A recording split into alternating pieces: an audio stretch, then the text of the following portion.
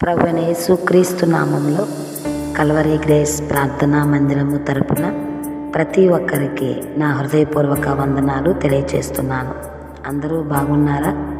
ఈరోజు ఉదయకాలపు దేవుని మాట అపోస్తులైన పౌలు ఫిలిప్పీలకు రాసిన పత్రిక 4వ అధ్యాయము 5వ వచనం.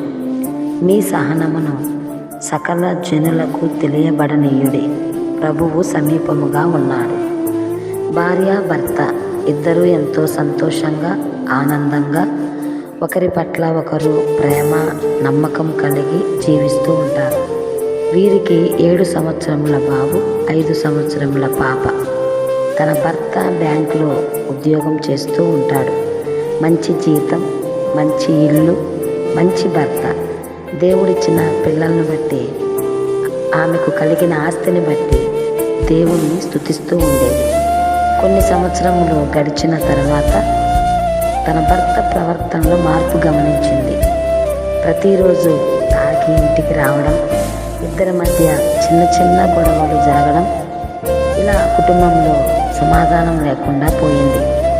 ప్రతిరోజు ఈ గొడవలు, ఈ త్రాగుడు నేను భరించలేను, నా వల్ల కాదు అని తన భార్య తనకున్న 2 పిల్లల్ని తన భర్త దగ్గర విడిచిపెట్టి తన పుట్టింటికి వెళ్తుంది.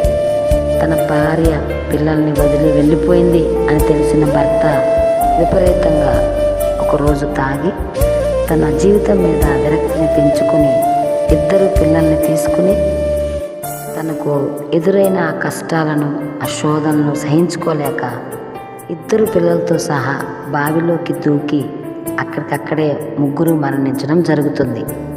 ప్రియ దేవుని బిడ్డలారా, భార్య తన భర్త పెట్టే హింసలను ఓర్చుకోలేక, సహించుకోలేక తన సుఖం తాను చూసుకుంది. అమాయకులైన తన పిల్లల గురించి ఆలోచించలేదు. ఆమెలో సహనం లేకపోవడం వలన భర్త పిల్లలను పోగొట్టుకోవడం జరిగింది. ఆమె సహించుకున్నట్లయితే తన భర్త పిల్లలు బ్రతికి ఉండేవారు. సహనాన్ని కోల్పోయింది, కుటుంబాన్నే పోగొట్టుకుంది. ఊజు దేశంలో ఉన్న యోబుకు ఆస్తి, పిల్లలు, ఆరోగ్యం పోయినా యోబు ఎంతో సహనం కలిగి ఉన్నాడు. చివరికి అర్థం చేసుకోవాల్సిన భార్య కూడా బాధ పెట్టే మాటలు మాట్లాడినా యోబు తన సహనాన్ని కోల్పోలేదు. అన్నిటినీ సహించాడు, ఓర్చుకున్నాడు, ఓపిక కలిగి ఉన్నాడు. చివరికి 2 ఆశీర్వాదం పొందుకున్నాడు. ప్రియ సహోదరి, సహోదరుడా, కుటుంబాల్లో, సంఘాల్లో గొడవలకు, మనస్పర్ధలకు, కొట్లాటలకు గల కారణం సహనం లేకపోవడం వల్లనే అని ఖచ్చితంగా చెప్పవచ్చు.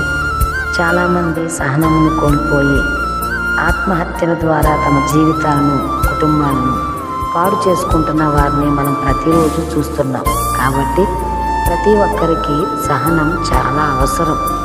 సహనం భార్యాభర్తల మధ్య ప్రేమను పెంచుతుంది. ద్వేషం, పగ, అసూయలను చంపుతుంది. కుటుంబాల్లో సమాధానం, నెమ్మదిని కలిగిస్తుంది. ఈ సహనం మంచి పేరు, ఖ్యాతి, ఘనతను తెస్తుంది. చివరికి పరలోక రాజ్యానికి నడిపిస్తుంది.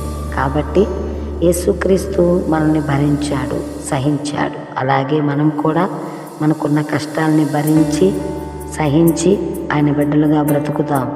ఆయనకు సాక్షులుగా జీవిద్దాం. అట్టి కృప దేవుడు మనకు దయచేయునుగాక.